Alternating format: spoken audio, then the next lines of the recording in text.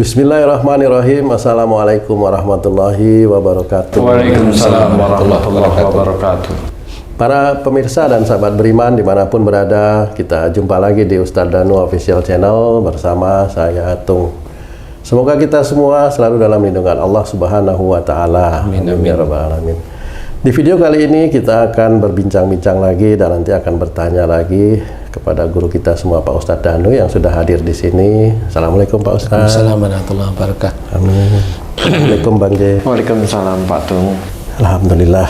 Nah, sahabat beriman dan para pemirsa, mudah-mudahan nanti apa yang kami sajikan, kami bicarakan melalui video ini bisa memberikan manfaat yang seluas-luasnya untuk keimanan dan ketakwaan kita kepada Allah Subhanahu wa Ta'ala. Kita mulai lagi nih, Bang J. Apa bahasan kita nih Pak?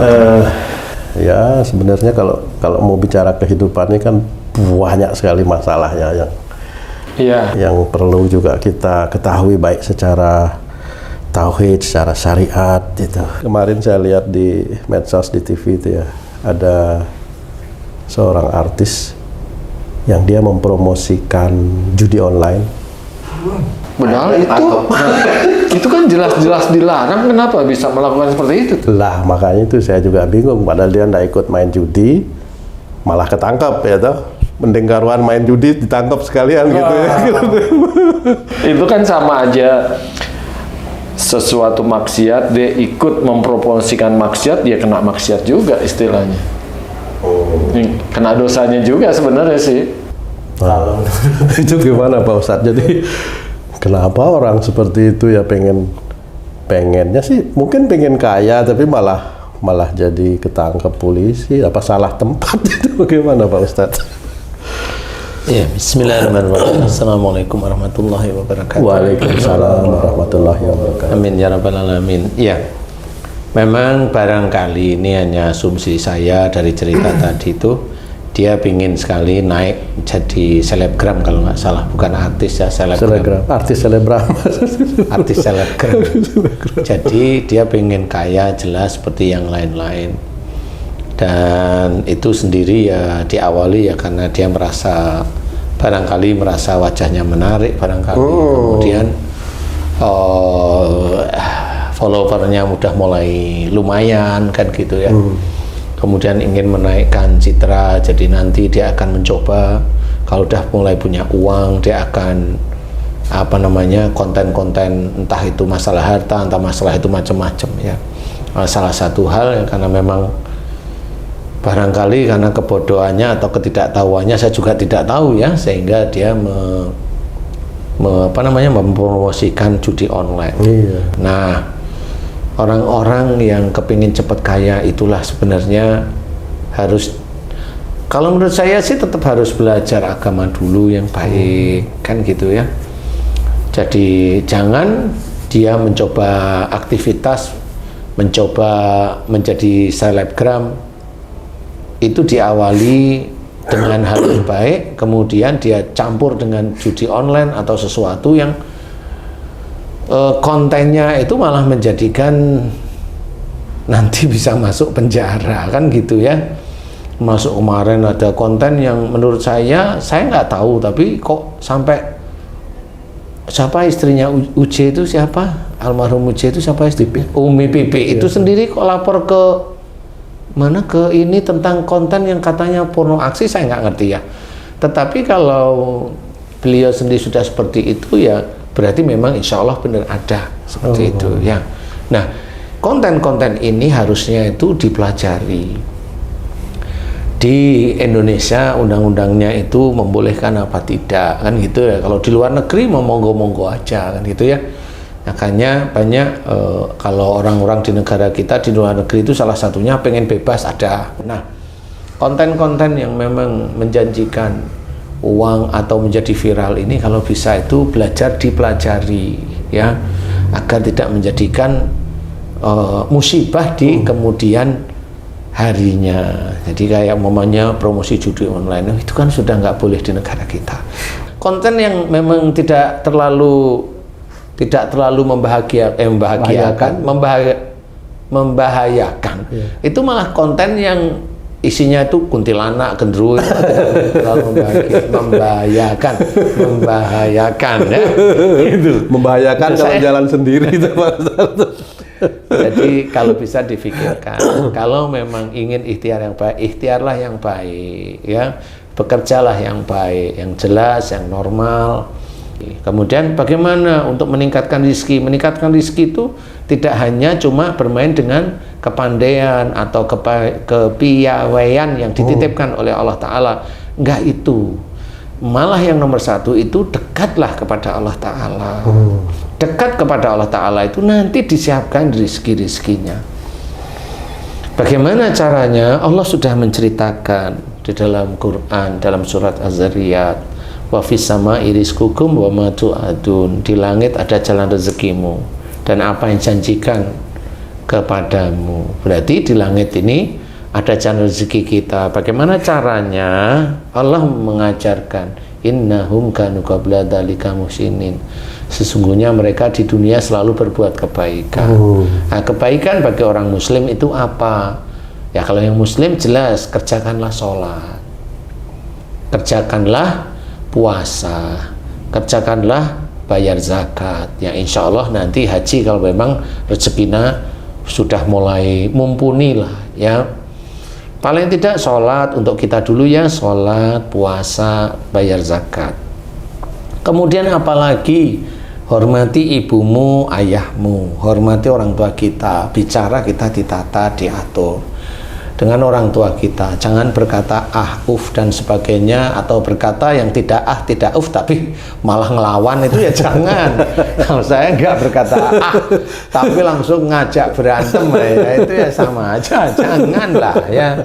Kalau maksudnya itu ah atau uf itu kan menolak sebenarnya, atau mengeluh dengan perkataan beliau. Maksudnya itu. Saya yang penting kan nggak berkata ah gitu, tapi langsung ngelawan. Itu nggak boleh, itu sama aja menjerumuskan dirinya di jurang nanti. Jurang kehidupan dia itu dia bentuk. Istilahnya kalau orang sini itu bilang menggali kuburannya sendiri, ya itu mirip-mirip lah. Mirip-mirip. Nah, cobalah berbuat baik kepada orang tua. Di luar kita sholat, di luar kita baca Quran, di luar kita itu puasa, di luar kita itu bayar zakat. Kemudian apa? Kanu qalila minal laili ma yahjaun. Orang yang menyedikitkan tidur di waktu malam. Nah, menyedikitkan tidur itu maksudnya apa? Diisi dengan kajian-kajian, mendengarkan kajian-kajian yang baik, lurus, ya, menambahkan, menguatkan tauhid, senantiasa mengajak memperbaiki diri, senantiasa bersyukur kepada Allah Ta'ala. Itu kan yang disukai oleh Allah Ta'ala. Zikrullah yang disukai oleh Allah Ta'ala itu salah satunya adalah istighfar, mohon ampun atas dosa-dosa kita. Kemudian bersyukur, kita itu bersyukur atas nikmat yang diberikan oleh Allah Ta'ala kepada kita.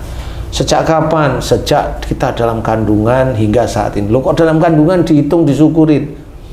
Ya dihitung disyukurin bagi saudara-saudara yang lengkap tangannya, lengkap kakinya, lengkap cara berpikir, lengkap telinga, mata, mulutnya lengkap, itu bisa dipergunakan sehari-hari. Ya itu disyukuri, karena itu salah satu alat dalam mencari rizki. Makanya kalau kita itu diberi rizki, walaupun kita itu ada ikhtiar, tidak boleh kita itu mengakui bahwa rizki itu dari saya. Tidak boleh, dilarang oleh Allah Ta'ala. Rizki itu tetap dari Allah. Karena apa? Kita bekerja, kita bangun aja yang bangunin Allah. Kita bisa ambil air wudhu dan sholat malam, kemudian baca Quran, kemudian sholat subuh. Itu aja Allah yang mengizinkan bisa bergerak. Kemudian mandi, kemudian kita kerja, kita berjalan menuju kantor, kita berjalan menuju tempat kerja, itu Allah mengizinkan. Dalam melakukan perjalanan Allah memberikan selamat. Itu Allah semua. Kemudian dalam bekerja, tiap bulan mendapatkan rezeki, itu juga rezeki dari tangan, kaki, mulut, otak dan sebagainya dari Allah Ta'ala. Makanya jangan sampai kita mengakui bahwa rezeki itu milik kita, tetap milik Allah. Makanya kalau kita menerima rezeki, selain kita bersyukur alhamdulillahirabbil alamin, cantumkan satu ayat, innalillahi wa inna ilaihi raji'un. Sesungguhnya rezeki kita itu milik Allah dan akan kembali pada Allah Ta'ala. Jangan merasa memiliki. Kalau merasa memiliki, nanti yang muncul itu ujub, riak, sombong. Kalau tidak merasa memiliki, jadi mau konten, mau nyombongin punya mobil, nyombongin punya rumah, nyombongin lagi bangun rumah di tengah, di ruang nomor 1 itu kolam renang semua, sampai tangganya kecil, naik di lantai 2, kemudian isinya begitu-begitu dari mulai awal. Ini diceritakan tidak ada unsur syariatnya sama sekali, adanya hanya unsur menjadikan orang itu ngiler pingin seperti dia. Tidak ada unsur ibadahnya, tidak ada unsur ibadahnya. Itu salah satu cara setan menggelitik orang lain yang menonton, orang yang memperlihatkan rumahnya dengan kesombongan, ini nanti kamarnya, ini nanti begini, ini nanti begitu. Setelah jadi kelihatan mewah, dia merasa itu miliknya. Orang yang berkonten itu merasa miliknya. Dengerin aja kalimat-kalimat di mulutnya. Nah, ini saya akan jadi ini saya akan jadi ini. Semua ini mahal-mahal loh, kan gitu. Di situ tidak ada Allahnya sama sekali.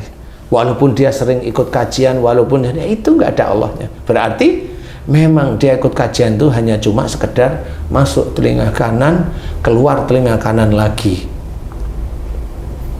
Kenapa? Nggak masuk berarti kanan keluar kanan.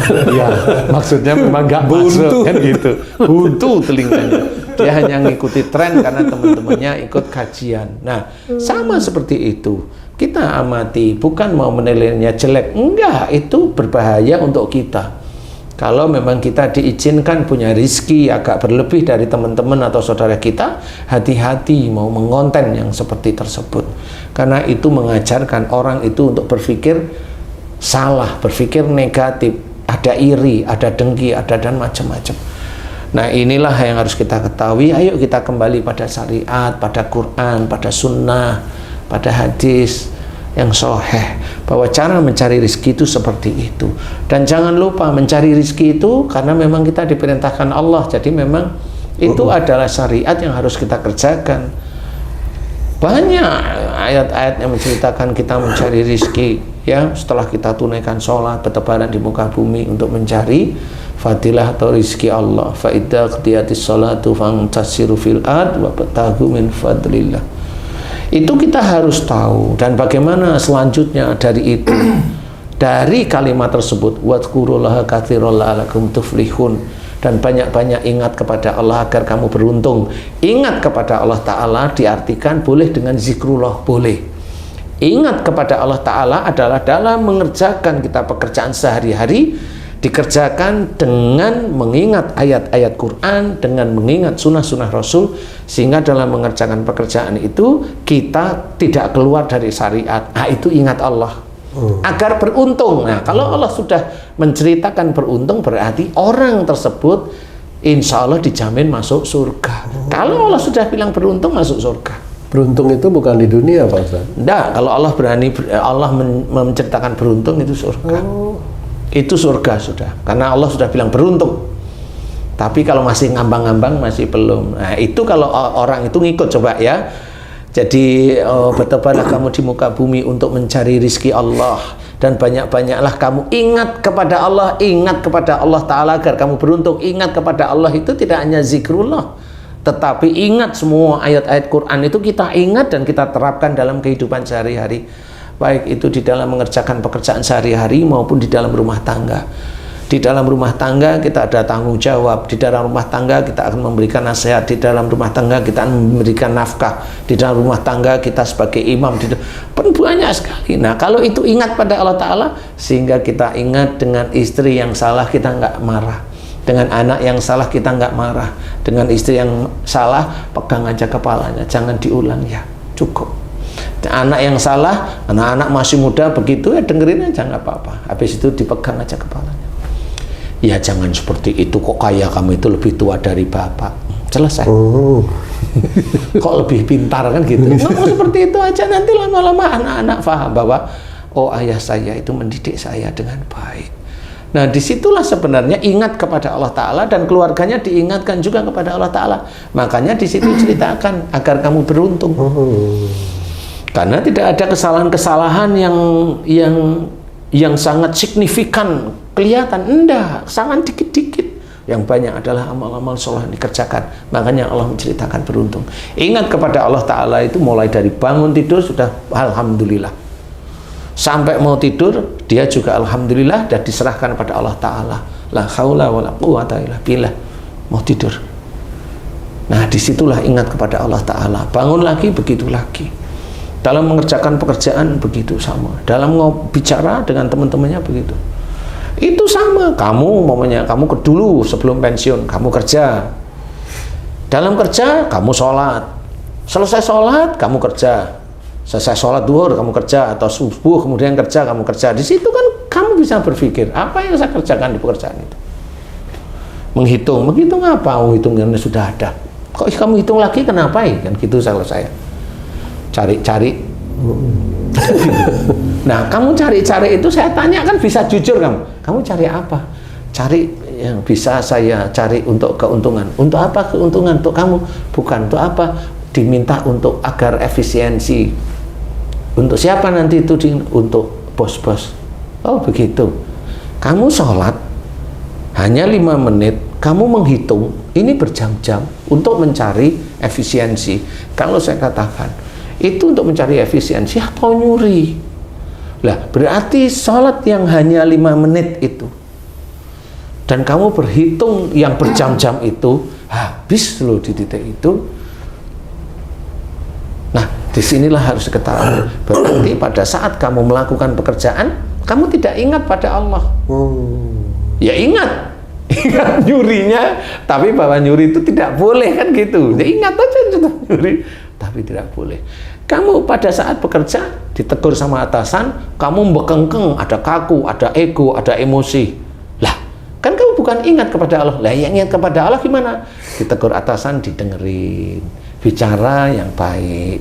Kalau salah diterima, kan seperti itu yang menurut syariat. Tapi kalau memang keluar dari titik-titik itu, sama seperti itu. Hasilnya besok, kalau kamu sudah pensiun, ya salah satunya kamu nggak mendapatkan bonus, yaitu tadi. Jadi mereka itu masih dendam sama kamu, ceritanya.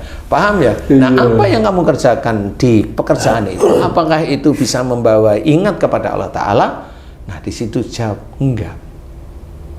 Karena ada unsur yang efisiensi terus-menerus itu ada.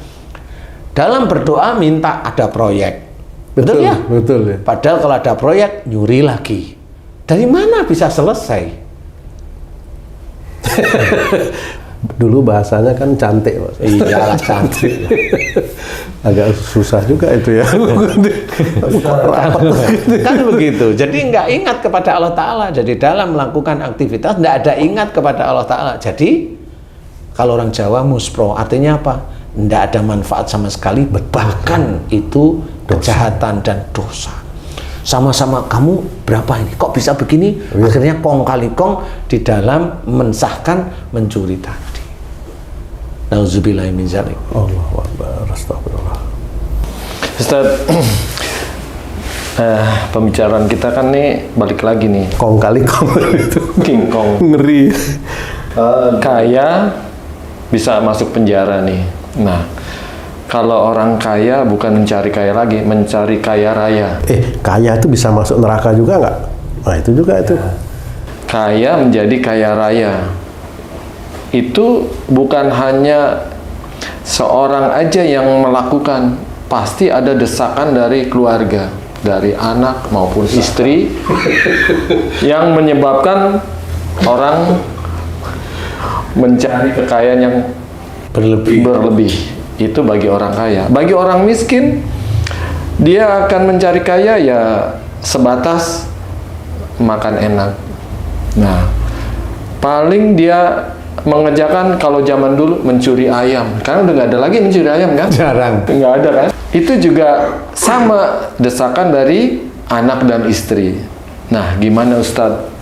menjelaskan agar seseorang ini tidak terjerumus mencari kekayaan di luar kemampuan dia atas desakan kebutuhan rumah tangga, anak dan istri, ya, supaya mereka tahu aturan syariat Islam gitu.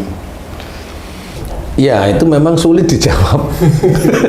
Kalau Haji J itu hidupnya di kota ini, ya sulit saya jawab. Oh, banyak godaan. Karena banyak godaan. Tapi kalau Haji J itu hidupnya hanya dengan Haja Eli, nggak ada godaan, cuma tinggal satu godaannya. Apa itu Pak Ustaz? Haja Elinya. Kan gitu. Ya godaannya di situ. Kemana nih? Haji J kan tahu nih kemana nih. Coba sekarang, coba gantian. Kan Haji kan udah pensiun. Ini pura-pura ya, kita simulasi ya. Coba hidup di desa.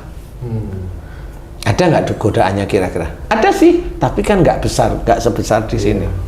Paling jalan keliling kampung. Nah, kan hanya gitu ya. Nah, di situ kalau mau beli bensin jauh. Jadi diem aja nanti.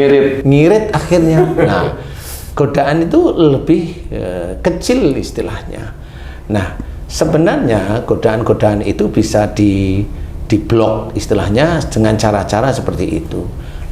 Pertama, istrinya dikasih tahu. Oh, jika nggak tahu pindah ke desa. Oh enggak, paling tidak dikasih tahu, Mbok, kamu jangan boros-boros seperti itu. Yang biasa-biasa aja. Kalau kita makan dihitung itu sebenarnya kita makan berapa sih? 25.000 aja sekali makan. Kalau gitu, kamu. Kalau kita hitung-hitung persis loh, kan gitu ya. Enggak, sebenarnya masih ada sisa. Nah, untuk apa? Untuk ini masih ada sisa. Kenapa torok terus ya? Kan gitu nih. Di titik itulah kita harus berpikir, mana toroknya, mana ruginya. Nggak taunya undangan-undangan nganten nih. Rugi. Kadang-kadang kalau kebanyakan kan pusing juga nih. Tahu aja Pak Ustadz. Nah, Pak Ustadz nggak pernah rugi nih. Bukan, ruginya bukan ngasih amplopnya, belanja untuk ke situ. Mempercantik diri. Jadi ditanyainlah istri, ditanyainlah anak agar paham gitu ya, agar paham. Yang penting kalau saya dulu nih Cik, saya itu bagaimanapun juga istri atau anak jangan sampai tahu apa yang saya kerjakan. Dulu seperti itu.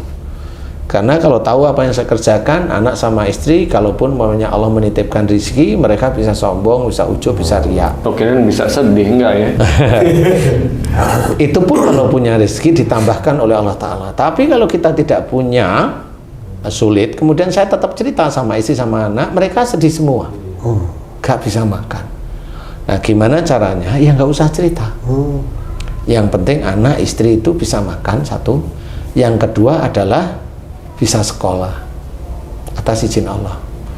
Kalau mau dikurangin, ya mobil dikurangin, dijual aja. Karena apa? Biar mereka tahu ini dijual berarti suamiku lagi ada persoalan keuangan. Dah. Nah, bersyukurlah orang-orang yang punya istri paham, sehingga meminimalisir makannya, meminimalisir jajan di luar, seperti itu diminimalisir semuanya, sehingga itu menjadikan semuanya itu turun. Yang dulunya itu spek rumahnya itu mau dibikin marmer gitu. Itu sekarang nggak usah marmer, keramik yang roman aja. Kirain wallpaper yang marmer. Yang penting itu warna itu kelihatan mewah, warna. Padahal harganya itu cuma 70.000, 50 sampai 70.000 per meter persegi. Kalau marmer itu per meter seperti berapa? 1.700.000. Lah kan gila-gilaan, itu kan bisa ngirit. Nah, itu maksud saya seperti itu. Jadi ya bersyukurlah orang-orang yang punya istri, punya anak yang tidak nuntut. Tetapi kalau memang ada nuntut, ya itu dikasih tahu. Kalau dikasih tidak tahu, ditekan. Tetap ada penekanan karena Haji J imam. Jadi di titik itu haruslah tetap belajar menjadi imam. Harus berpikir, saya begini boleh nggak oleh Allah Ta'ala, saya begini boleh nggak. Kan Haji kan juga tahu dasar-dasar dalil dari Quran sama hadis, sunnah-sunnah Nabi juga tahu, pastilah harus bisa. Karena apa yang terjadi pada Haji J itu ujian untuk Haji J. Apa yang terjadi pada istri Haji J, Haja Eli, itu ujian Haja Eli. Tapi maaf Pak Ustadz, sebenarnya godaan itu datangnya dari diri kita sendiri atau dari lingkungan sebenarnya Pak? Yang pertama jelas dari diri kita sendiri lah. Awal itu seperti itu, lingkungan itu hanya mendukung. Persentase besar kecil itu tergantung sebenarnya. Ya, intinya tetap dari kita sendiri. Makanya kayak kamu, mamanya ada persoalan, coba kamu amati dulu. Awalnya dari mana? Kan tahu. Seseorang yang dulunya itu emosional, kemudian seseorang yang dulunya keras, kaku, egois, itu besok ujiannya di titik-titik itu agak sulit istilahnya. Di titik-titik itu, nah tidak usah mencari-cari setan yang bilang gara-gara setan nih. Nggak ke situ Pak Ustadz, sini. Aduh, ya, jadi nggak boleh seperti itu. Jadi merenung, kemudian muhasabah diri itu sebenarnya sangat baik. Kemudian kalau udah tahu, istighfar seperti itu. Nah, insya Allah nanti Allah kan memberi hidayah itu lewat taunya itu dulu kecil, hidayah kecil itu lewat taunya dulu itu hidayah sudah. Nanti hidayah itu akan diperbesar oleh Allah Ta'ala terus. Jadi hidayah itu bukan satu lembar kemudian itu mencakup semuanya, nggak bisa. Ada hidayah itu yang tahu karena kesalahannya, ada orang mendapat hidayah karena dengar azan sehingga dia menjadi muslim. Ada kan macam-macam. Ya, betul. Maaf Pak Ustadz, tadi ceritanya Bang J ya, ada orang yang kaya karena tuntutan desakan, ada orang yang nggak punya juga pengen kaya karena tuntutan. Tapi kalau saya banyak melihat rata-rata orang yang tadinya tidak punya itu ya Pak Ustadz, antara orang tua sama anak itu, terus bukan tiba-tiba, nanti anaknya itu ada yang berhasil menjadi seseorang yang berhasil harkat martabat. Itu gimana Pak? Itu benar gitu Pak Ustadz itu? Ya bukan benar begitu. Maksudnya, ya nggak boleh. Jalurnya gimana itu? Yang jalurnya nggak begitu juga. Karena ada keluarga yang memang kalau memang Allah mengizinkan nggak punya, ya ada yang nggak punya. Ada yang nggak punya, nanti ada salah satu anaknya punya dan berhasil. Nah, di titik yang punya dan berhasil ini macam-macam nanti. Orang tuanya membanggakan anaknya yang berhasil. Anaknya tidak bangga dengan orang tuanya.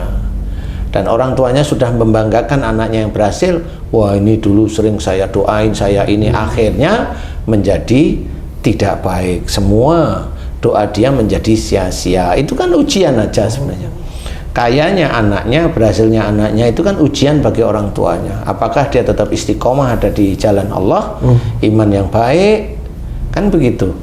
Atau dia lupa pada waktu itu anaknya berhasil dibangga-banggain, ya akhirnya itu menjadi fasik. Salah satu fasik itu adalah membanggakan nasab atau keturunan, itu juga tidak boleh. Membanggakan harta itu tidak boleh. Membanggakan jabatan, mengembangkan jabatannya bukan oh ini loh aku jabatanku ini, enggak. Membanggakan jabatan itu umpamanya dia ingin diladenin, nah itu membanggakan jabatan sudah fasik itu. Kalau ada pejabat seperti itu fasik. Fasik itu dianggap oleh Allah Ta'ala kifir, kafaro itu. Jadi kita harus paham, belajar untuk tidak seperti itu. Jadi kalau ingin kaya, kalau saya jangan ingin kaya, kerjakan aja ikhtiar yang sudah diberikan oleh Allah Ta'ala. Mohon agar dari ikhtiar itu Allah memberikan rezeki yang halal dan thayyib. Itu cukup sekali. Karena kalau kaya itu bisa merusak akidah-akidah kita, iman-iman kita bisa. Oh saya sanggup. Nah, pada saat dia bilang sanggup itulah biasanya kalau saya dengar itu saya tersenyum.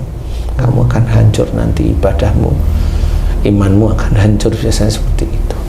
Karena dia sudah siap menjadi sanggup, padahal yang sanggup hanya Allah aja. Kalau manusia enggak. Itu sombong namanya. Jadi belajarlah, jangan tertipu dengan judi online yang masuk ke kita kemudian ngobrol. Jangan juga menjadi kalau selebgram itu pamer kekayaan dan sebagainya. Jangan. Kalau menceritakan kekayaan berhubungan dengan syariat, monggo. Kalau saya masih monggo aja ya, mengajak orang lain baik. Jangan juga istilahnya orang nggak punya mobil Ferrari, naik mobil Ferrari jalan. Jangan seperti itulah, memalukan kan gitu ya. Menurut saya ya. Mau cerita apa? Cerita kalau orang Islam itu kaya boleh. Iya. Tapi kalau itu mamanya saya naik mobil Ferrari ini ya, padahal saya itu Ferrari itu bukan milik saya nggak mau. Saya nggak mau yang begitu. Gitu. Saya akan menipu jamaah saya. Mending saya punya apa? Saya punya mobil Brio ya, saya naik mobil Brio. Saya punya sepeda motor apa namanya? Fazio namanya. Saya naik Fazio. Gitu aja.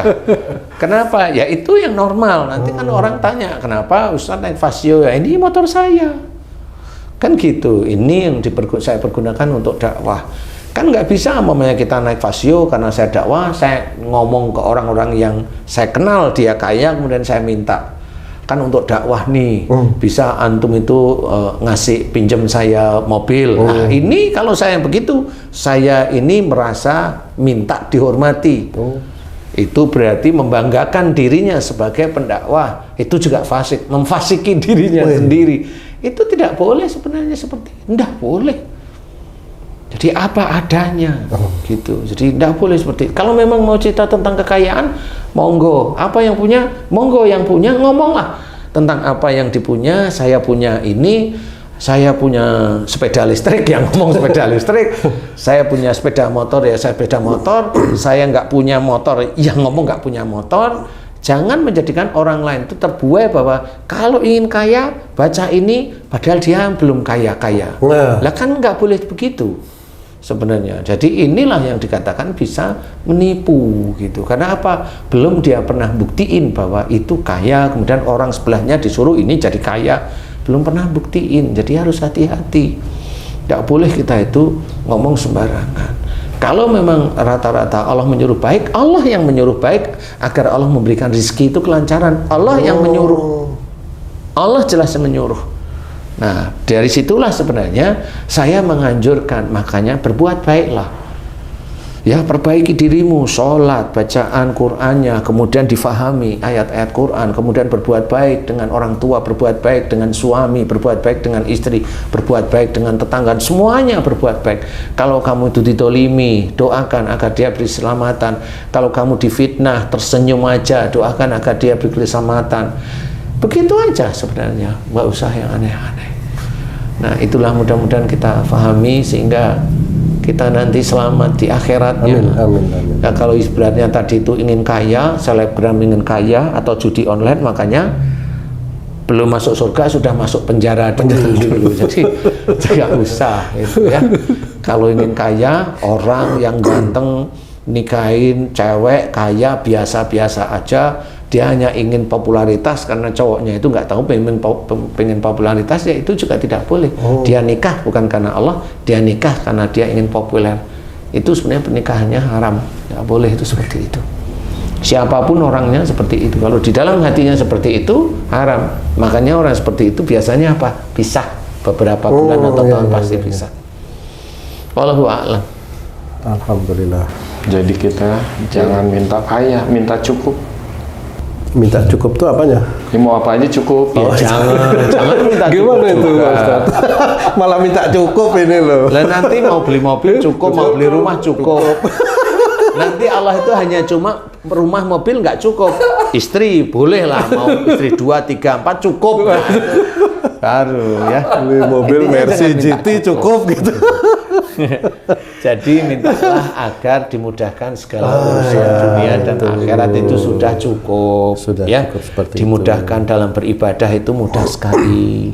Dimudahkan mencari rizki sehingga diberi kesehatan. Dimudahkan menikmati rizki. Dimudahkan menikmati rizki apa? Bersyukur maksudnya. Dimudahkan untuk bertobat mohon ampun. Maksudnya gimana? Bisa di sini, bisa di Masjidil Haram, bisa di Masjid Nabawi, benar-benar mohon ampun, itu dimudahkan aja. Dimudahkan untuk tobat itu sesuatu yang luar biasa, karena kan orang bertobat tuh rasanya sulit gitu. Iya. Minta kemudahan itu sesuatu lah. Yang itu memang sulit ya, memang. Yang agak lebih sulit lagi adalah meminta maaf kepada pasangannya, lah ini sulit. Itu meminta maaf, belum memaafkan ya, baru meminta maaf. Ganjel di situ. Nah, itu setan yang ganjel. Padahal minta maaf belum tentu dimaafkan juga. Insya Allah. Wallahu a'lam. Alhamdulillah ya Ji. Terima kasih banyak Pak Ustadz, banyak sekali ilmu yang perlu kita ketahui. Sahabat beriman, para pemirsa, demikian tadi nasihat-nasihat perbincangan kami. Mudah-mudahan ini bisa membantu kita semua termasuk saya dan Bang Ji yang ada di sini juga hati-hati dalam kehidupan di dunia ini ya. Godaan itu bukan hanya pada lingkungan tapi pada diri kita sendiri agar kita tidak terjerumus nanti di akhirat. Mudah-mudahan perbincangan kami bisa memberikan manfaat. Kami pamit, sampai jumpa di video kami yang lain. Wassalamualaikum warahmatullahi wabarakatuh. Waalaikumsalam warahmatullahi wabarakatuh.